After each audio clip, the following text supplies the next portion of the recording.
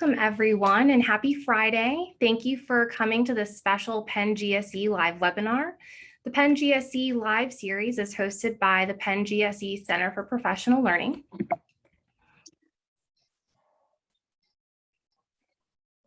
The Center for Professional Learning designs and delivers professional learning opportunities that support educators, leaders, policymakers, entrepreneurs, and other professionals to deepen their knowledge, build their networks, and grow their careers.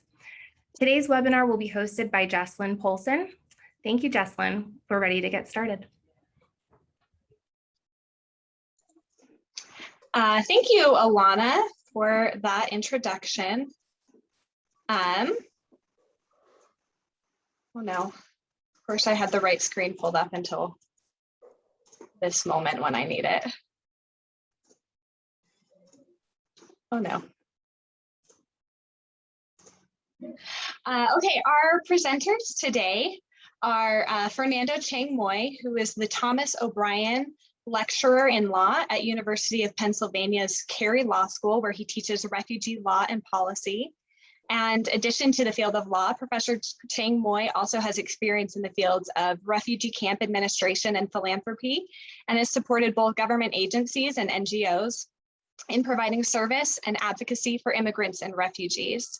His professional accomplishments are numerous, but a few include serving as legal officer with the Office of the UN High Commissioner for Refugees, or UNHCR, and the World Health Organization, and as a commissioner for the Philadelphia Human Relations Commission. He's also the author of numerous articles dealing with immigration, refugee rights, and public health, and is the co-editor of the book, Social Work with Immigrants and Refugees, Legal Issues, Clinical Skills, and Advocacy. So thank you, Fernando, for being here today. Thank you. We also have Cathryn Miller-Wilson. She is the Executive Director of HIAS Pennsylvania, an organization that supports low-income immigrants by working to address their needs and defend their rights and advocate for their equitable inclusion in American society. She too has a long and impressive CV, which includes teaching civil justice clinic at Villanova's University of School of Law, and is the serving as the deputy manager attorney at the AIDS Law Project of Pennsylvania, has worked as a staff attorney at Community Legal Services, just to name a few of the many positions she has held. And she has authored several law journal publications regarding legal ethics, disability law and policy, and legal education as well. So thank you, Cathryn, as well, for being here. Thank you. So to open this up, both of you work to support refugees and immigrants in different ways. Why is this work personally or professionally important to you? So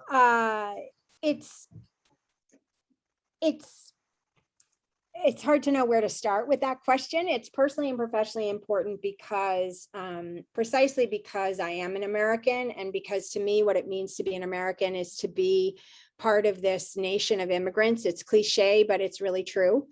And I love being part of something that is welcoming the world to our doorstep.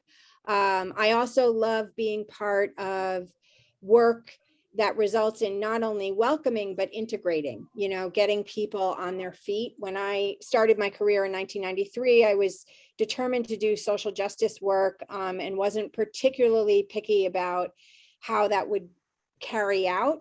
And a lot of my clients were incredibly vulnerable, people with AIDS, all low income, many minority, and many of them had been suffering from generations of harm. And so it was very challenging to try to lift up my clients because, what one person can do over several months of advocacy doesn't hold a candle to several generations of abuse and discrimination and harm. And the joy of the immigration work is seeing the courage and resilience of our clients, and the fact that many of them have not suffered generations.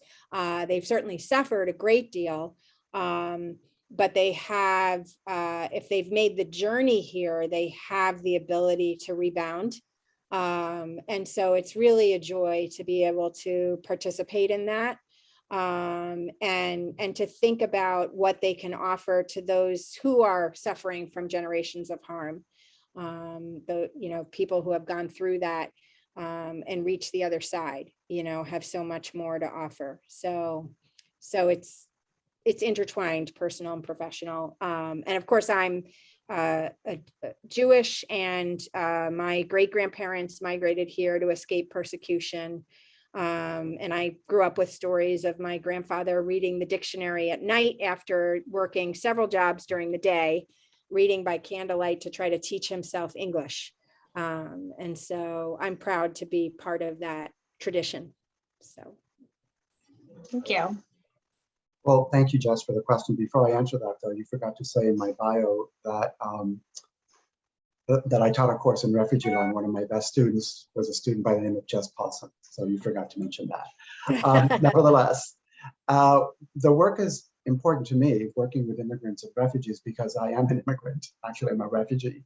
So it's my way of giving back to the community. My father was born in China, and when communism took over, fled to Cuba, and he was there for 10 years. And then around in 1960-61, he heard rhetoric that he had heard 10 years before. He said, I've been there, done that. So he packs up his bag, myself and my mother, and then we moved to Miami, where all the Cuban immigrants, refugees go. And so when I was growing up, my parents would be asking me questions to call the immigration lawyer that they had paid money to. So as I was growing up, I became a baby immigration lawyer.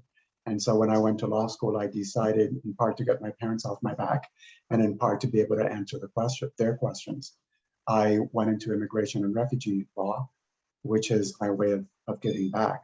So it's very personal and it's very professional. And so I'm glad you're hosting this webinar where we can try to raise awareness to others on how they can help immigrants and refugees. Thank you both for sharing your personal connections to this work that is so important. Yeah, Fernando, as you stated, you teach refugee law at Penn, which I have to say was one of my favorite classes as a Penn student. So can you walk us through some of the important legal definitions that people need to understand about refugees and asylum seekers? Sure, I'll give you the 14-week course that you sat in, Jess, in 2 minutes. So, but I'll go back actually. So once upon a time, there was World War II. And so people were homeless. There might be a Hungarian Jew in Italy. There might be a German in the United Kingdom. And so people are homeless. So part one. Part two, the UN gets established to make sure that these horrors never happen again. And within this huge bureaucracy called the United Nations, they set up an office or a department called the UN High Commissioner, the office of the UN High Commissioner for Refugees. The High Commissioner puts out a treaty and invites governments to sign it, which defines who is a refugee. And this is the definition. A refugee is a person who is outside of their country of origin, is afraid, and their fear is well-founded because of something called persecution. So outside, well-founded fear, persecution, and the persecution has to be linked to or on account of your race, religion, nationality, social group, or political opinion. That's it. That's the definition of a refugee. The US signed this treaty later on in 1967, and a few years later in 1980, Congress signs the 1980 Refugee Act, which is a mirror copy of the UN's definition of a refugee. If you're outside trying to come in, you need to say, I am Ethiopian, I'm here in a refugee camp in Kenya, and you tell your story to the US authorities, the Canadian authorities, whoever will listen to you in the camp. And if you're outside and you're being flown in and you pass this test, your name as you come in is refugee. If you're physically in the United States, you are an international student from China, Jamaica, wherever, and you want to stay here, you have to say, I'm outside of my country of origin. I'm here in Philly as an international student at Penn, but I have a well-founded fear of persecution if I'm sent back to my country because of my race, religion, nationality, etc. If you pass that test, which is the same test as if you were outside, your name, the name given to you is asylee. So coming in as a refugee or applying for protection and winning asylum are two ways that people can come in from outside or come in. And as we'll talk about more in this webinar, there's more ways to come in. And we'll get into that in a little bit as it applies to Haitians, as it applies to Afghans, and maybe to an extent to Haitians. Great, thank you. So Fernando, you touched on this a little bit, and Cathryn, I'll let you expand a little bit, but many Americans come into contact with refugees or asylees once they arrive in our communities, but don't necessarily know what their process was to arrive there. So what is the typical journey of a refugee, if there is a quote unquote typical journey that is? So step one is what Fernando just described. You know, they flee their country of origin because of one of 5 reasons: persecution based on religion, ethnicity, politics, belonging to a special social group or nationality, and they end up, you know, somewhere else. But not in the United States. And then they get interviewed to determine, you know, why are you here? Do you meet that legal definition? And if the answer is yes, then there's a determination about what happens next. You know, can you go, is there any way you can go back home? If not, you have to go to a third country. And so which third country is it going to be? If the decision is that they're going to be resettled in the United States, then there is an 8-step security vetting process. The United States since 9/11 has had the most rigorous security vetting system in the world.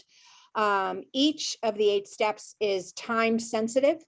So something that very commonly happens because of short staffing for one reason or another is that somebody gets approved for steps 1, 2, and 3. On step 4, there's a breakdown. There's a delay, and by the time they get the approval for step 4, step 3 has expired. If that happens, they have to go back to the beginning and start all over again.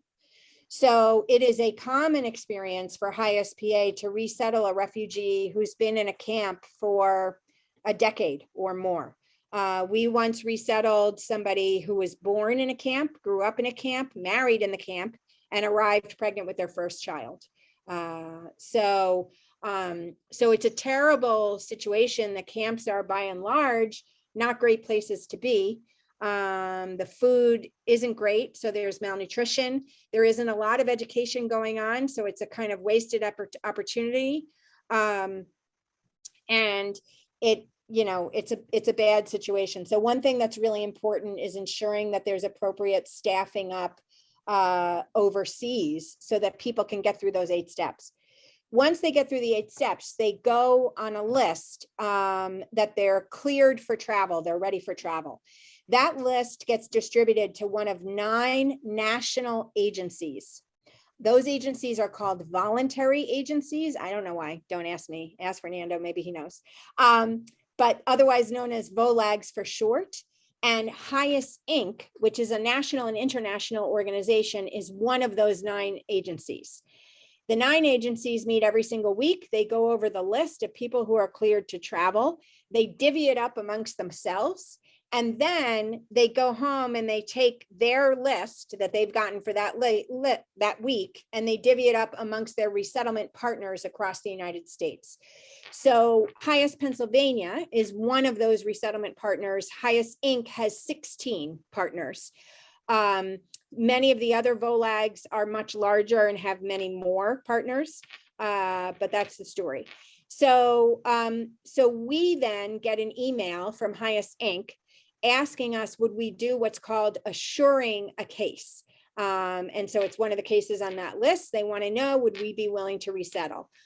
Most of the time, we say immediately yes. Occasionally, there's a reason why we may not be able to take someone.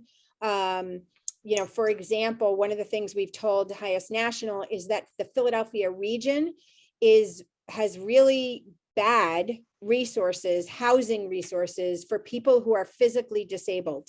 Most of the housing, low-income housing that's available have steps.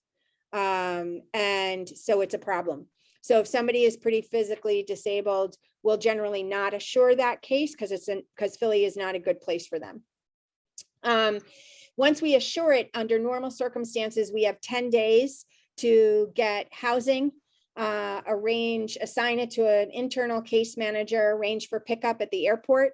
We then pick up the person, take them to their first home in the United States, give them a hot meal, and then we start a 90-day process of integration. And what happens during the 90 days is getting health insurance, getting a social security number, enrolling their children in school, teaching them English, giving them cultural orientation, opening up a bank account, giving them financial and healthcare orientation, how it works in the United States, helping them to get a job, and then kissing them goodbye and wishing them good luck on day 90. So it's a tall order to try to get people from having nothing to self-sufficiency within 90 days. We have about an 85% success rate, which means 85% of the clients that we welcome are self-sufficient at day 90. The remaining 15% are people who need additional services, and we have what are called post-resettlement programs that help people with more intensive needs that can require prolonged services. If I could add, Jess. Oh, go ahead. Yeah.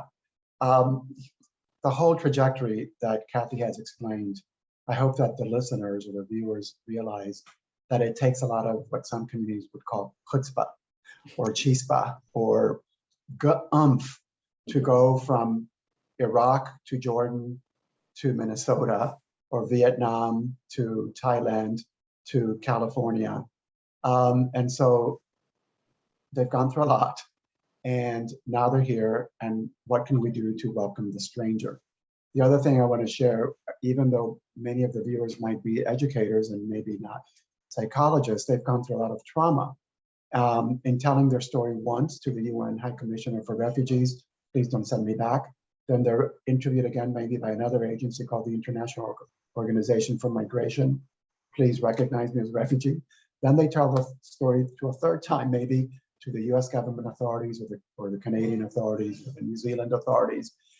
And so there's a lot going on, and the camp is cramped. So all this is to say that resilient.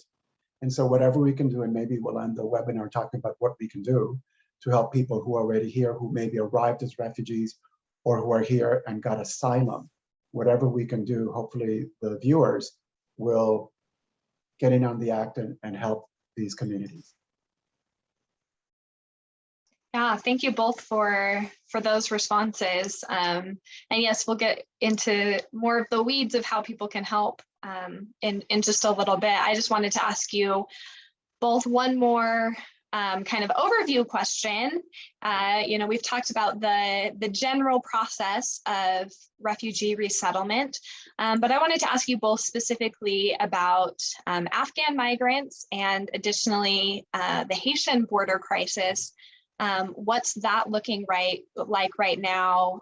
How are these situations unique to the kind of average refugee experience? So do you want to answer first, Fernando? Sure. Well, I've been reading in the news, what we've been seeing is that the Haitians who are appearing in the Tijuana-San Diego border actually have been somewhere else for a while.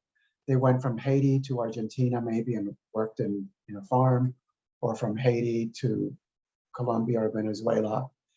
And then for whatever reason, maybe the factory job closed.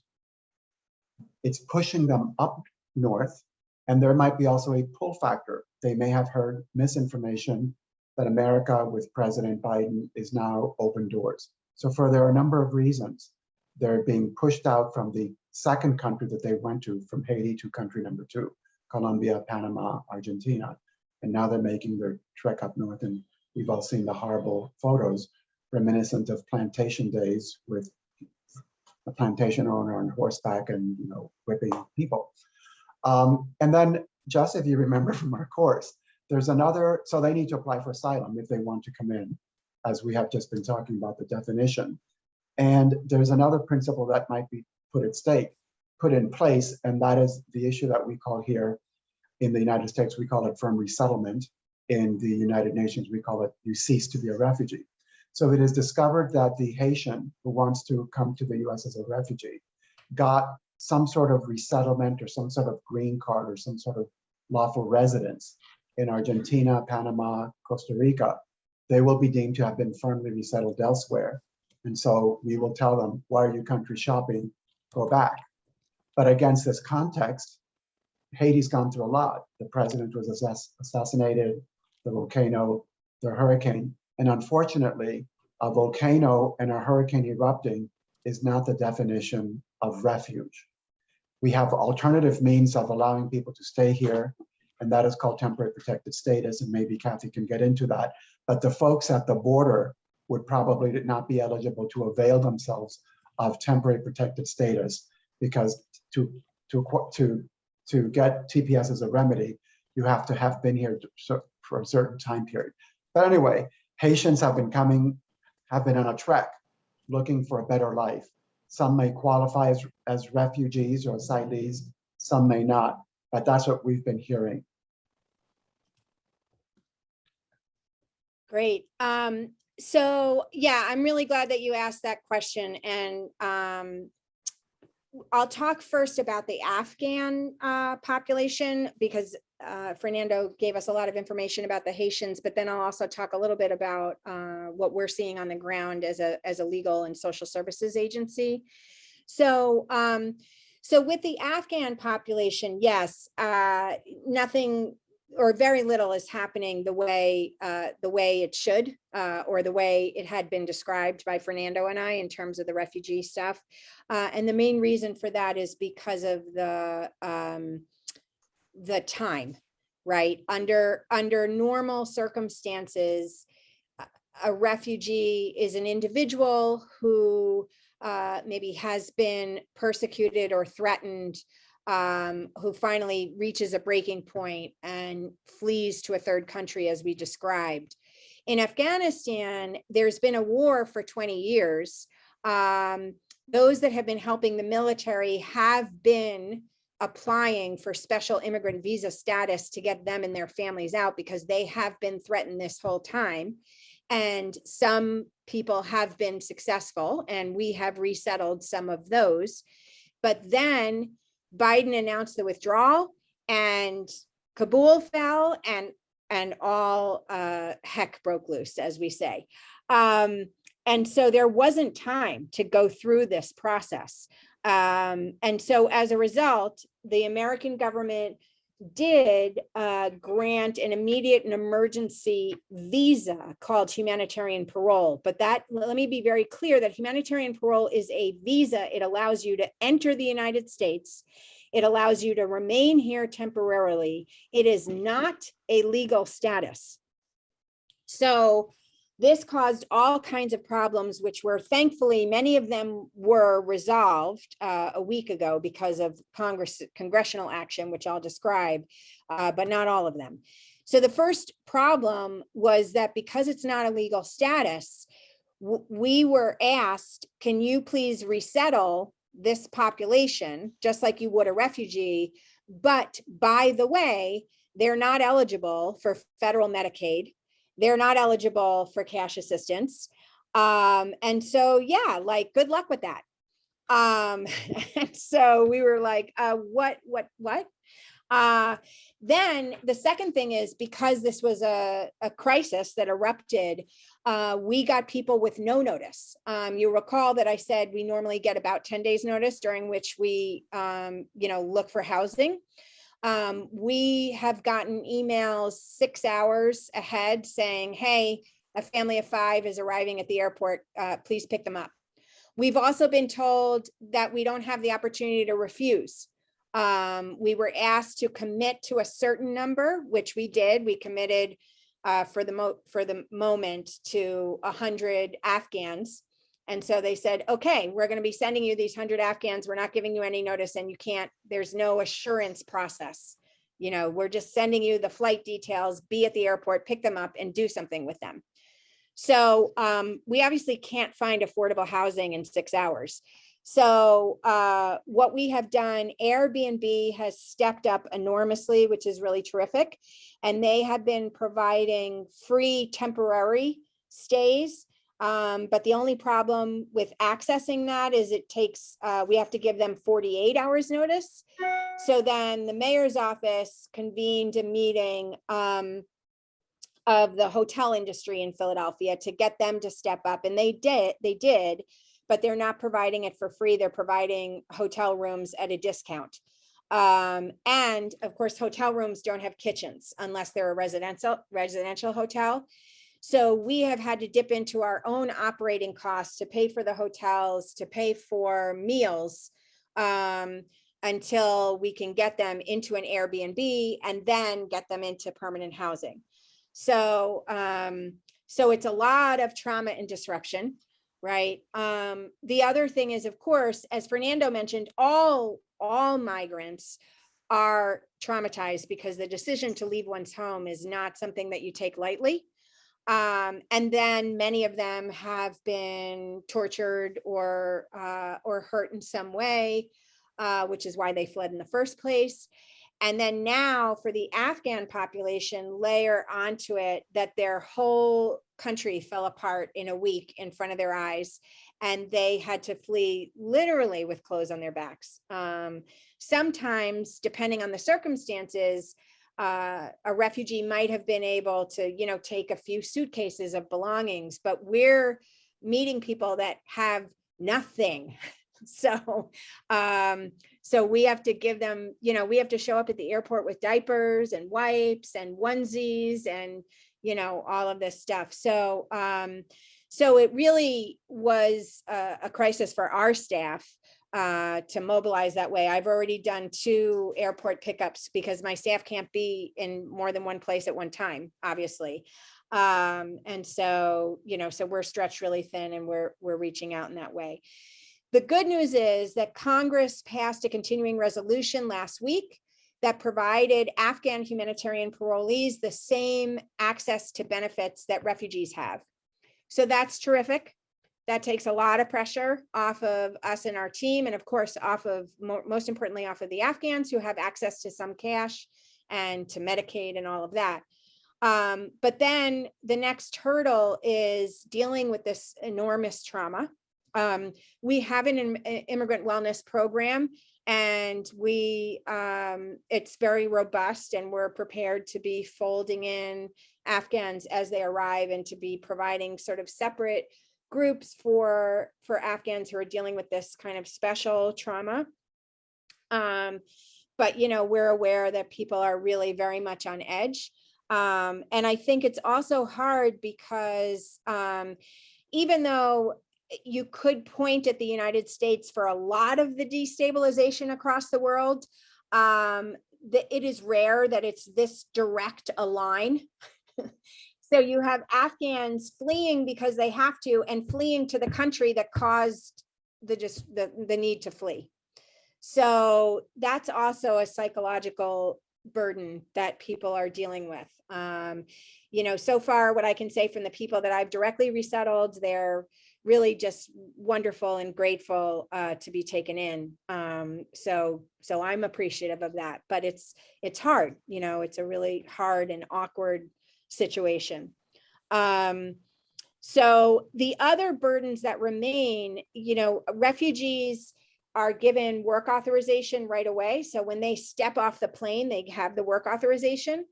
Humanitarian parolees are eligible for work authorization, but the paperwork has to be sent, and the paperwork is supposed to be sent from the military bases so that by the time we get them, they'll have it.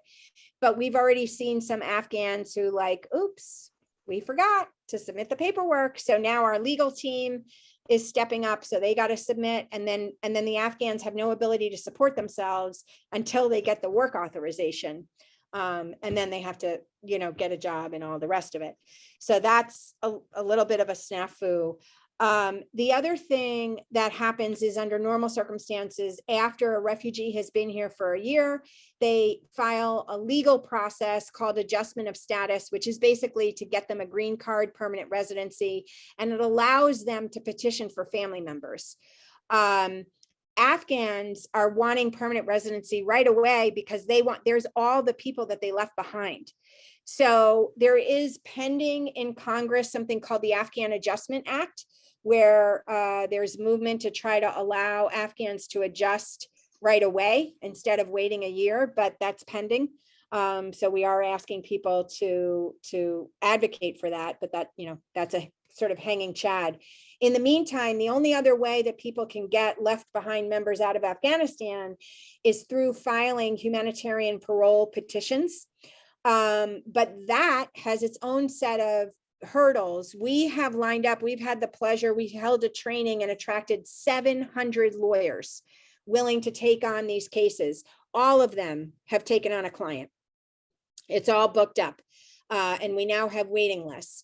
But there's a filing fee of $575 per person.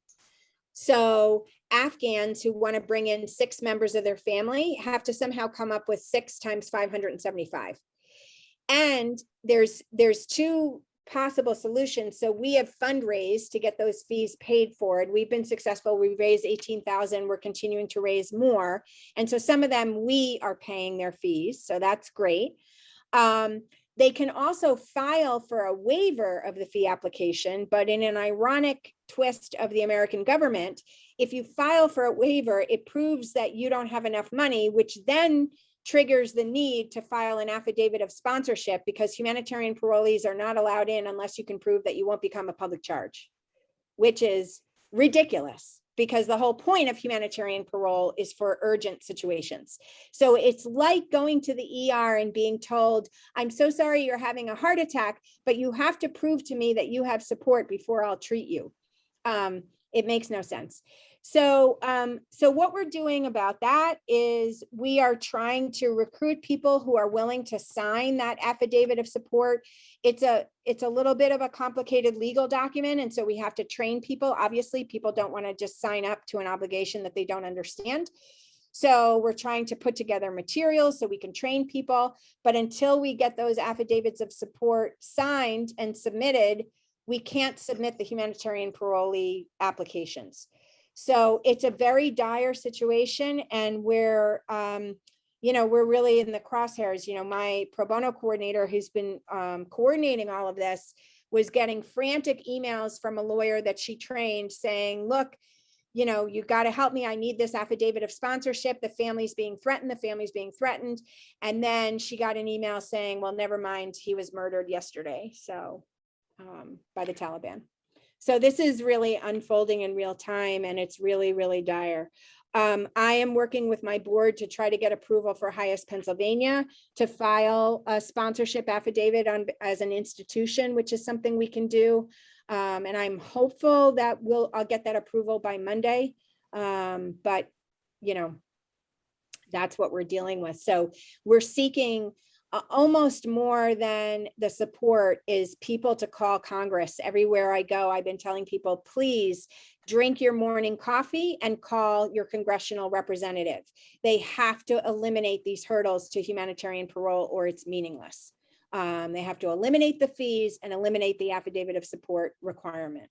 So there you are. Jess, all of the problems that Kathy has mentioned could have been avoided if the administration had done a little bit of planning. Now, I know it's easy to be a next day quarterback or backseat driver, but when Biden announced that the United States was going to withdraw from Afghanistan, the assumption was that everything would be okay. There could have been plan B, that if everything is not okay, let's start bringing in people like today, slowly under special immigrant visas, like the way that Kathy described are humanitarian.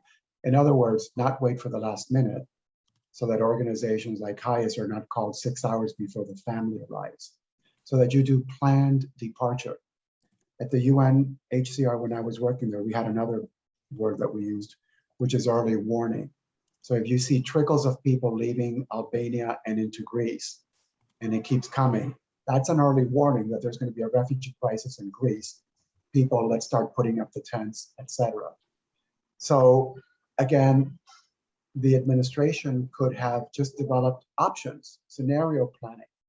When we withdraw, or even before we withdraw, let's start vetting and assessing people who were truck drivers or interpreters for the military, so that if the Taliban take over again, probably they won't, we could have thought, but we can start bringing these people. The SIV program has been in place for a while, but it's just been slow. But then suddenly the Taliban takes over, and now we find ourselves in this crazy situation where people are evacuated, nonprofits are stepping up to the plate, they're being given 6 hours notice. So again, hopefully we can learn from this lesson and do more planning. And so but things are just more intentional and thoughtful, so that both the nonprofit staff as well as the evacuees themselves are not going through all this trauma, the trauma of their relatives, the trauma of flight, and then the third trauma is the trauma in a new country where people don't speak the language, the weather, the food, et cetera, is all different. So those are things that I hope that the administration will take into account. Well, thank you both for your insights on that. It's, the refugee process is already very complicated, and it sounds like there are many factors that are making this current situation even more complicated. We just have a few minutes left, but I'd really like to get into practicalities. What can people do to help? What can people actually do today to be able to prepare to welcome these people into their communities, or to help support the process? Yeah, so there's a lot that you can do. And I guess the first thing in the chat is our HIAS Pennsylvania's website page about Afghan and Haiti. We are keeping that updated with information as well as ways that you can help. And so there are links right at the top of the page to donate, advocate, or volunteer. And if you want to learn more about it, you can kind of scroll through, read the page, and then the how to help is at the bottom, and it gives you more details about that. But there are a variety of ways, anything from doing an airport pickup to providing interpretation if you speak Dari, Farsi, Pashto, or Urdu, to providing tutoring in our after school, out of school time programs, or mentoring, jobs, housing. We need affordable housing more than anything. And, anything in between. So, please feel free to go to our website and go to it often and sign up for anything that you might be interested. And of course, we continue to need lawyers as well. So, so there you are. Kathy said it all. Okay, I do, in the remaining minute, there was a question which I'll answer that was in the Q&A. What are the considerations behind choosing which airport or which community for a large group of refugees to arrive? I'm really glad you asked that question. It's a good one. So, so for the Afghan community, the considerations are really where there's a family tie. And that's because family ties will help provide the necessary support. And so basically how that has played out in the United States, the largest Afghan communities that existed before this crisis erupted were in California and Texas. So they are getting the largest number of evacuees. Philadelphia had a 200-person strong Afghan community before the crisis erupted. So we are likely getting almost every single person that is connected to any one of those 200 people, because we're working together to try to welcome them. While that is a good thing and best practices, I will say there's downsides too. Because, for example, everyone that we're resettling is desperate to live super close to their family tie, right? They're scared Some of them don't speak English very well and their family tie does. They're upset, you know, and so they want to be able to essentially like roll out of bed and go see their loved one.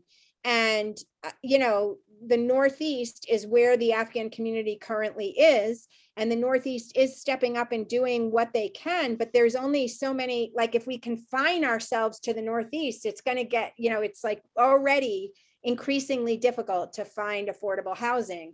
So then when we start to look broader, say in Germantown, Mount Airy, West Philly, the clients start to get hysterical. No, that's too far. That's 2 trains. I can't do that. I can't afford the 2 train. Like, no.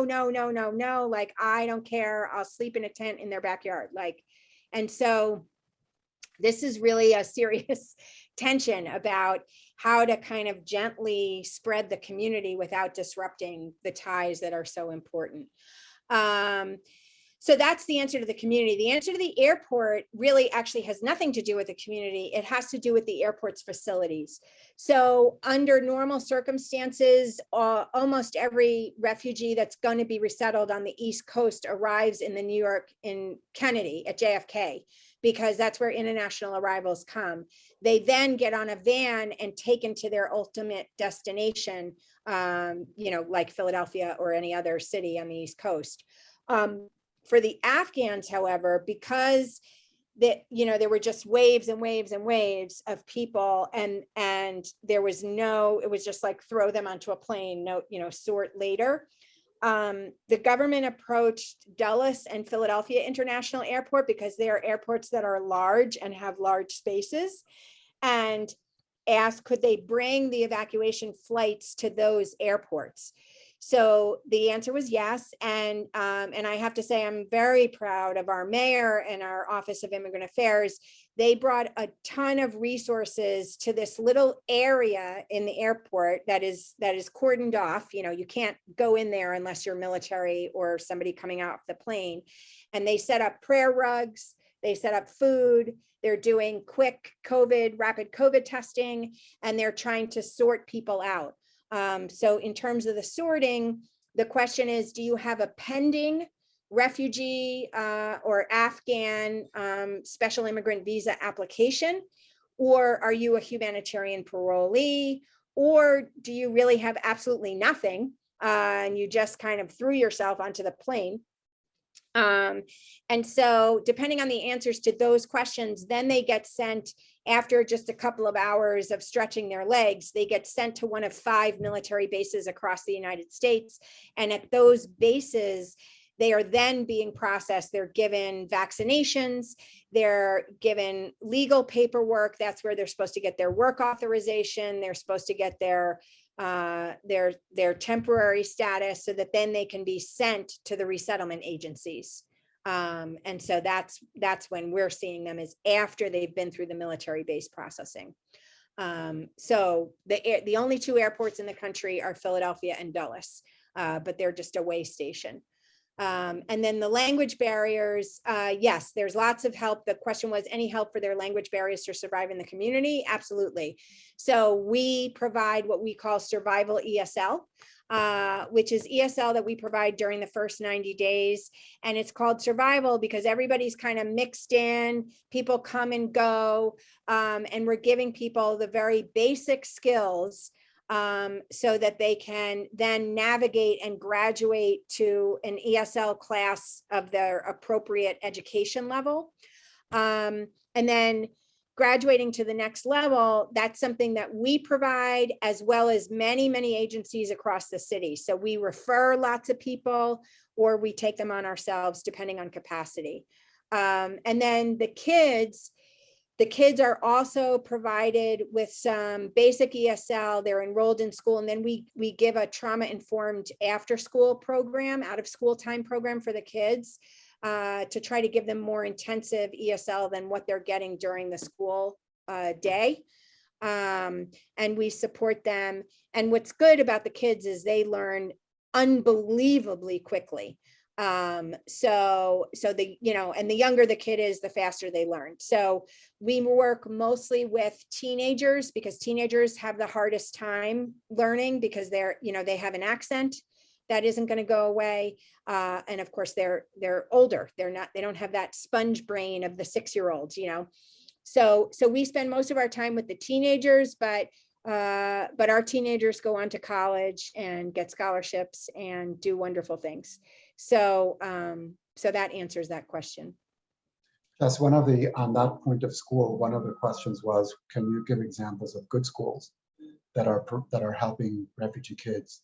So if when the family goes through everything, leaves Afghanistan, arrives at an airport, is then greeted by Kathy's group, and then is found housing. So this is like later.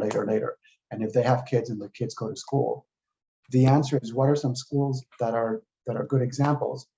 My answer would be schools that are doing well by refugee kids and immigrant kids are those that are following the principles of 2 Supreme Court decisions.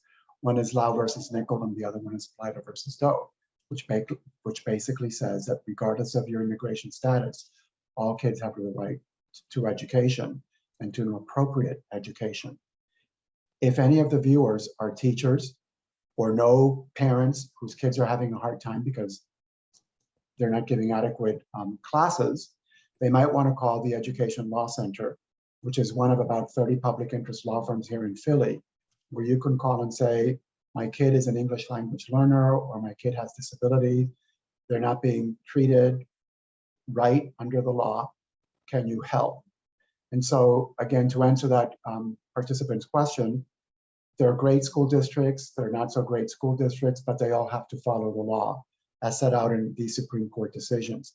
English language learners have the right, and classes should be given so that they thrive. And so again, this webinar is sponsored by the Graduate School of Education.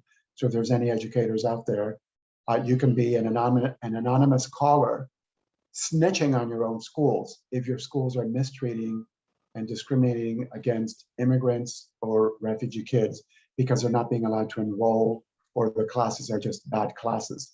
And so the individualized education plans should be developed regardless of, you know, who the child is. Go ahead. Thank you so much both for being here today. And for sharing your expertise. I learned a lot, and I would love to listen to you for another 2 hours, but that's all the time we have. But thank you so much for coming. And Alana, will you put up that last slide for us? You thought today, please fill out our short feedback form. The link will also be in the chat, and we will also email it to you. Feel free to check out any other opportunities offered by our center at the website also that will be in the chat, and we hope to see you again soon.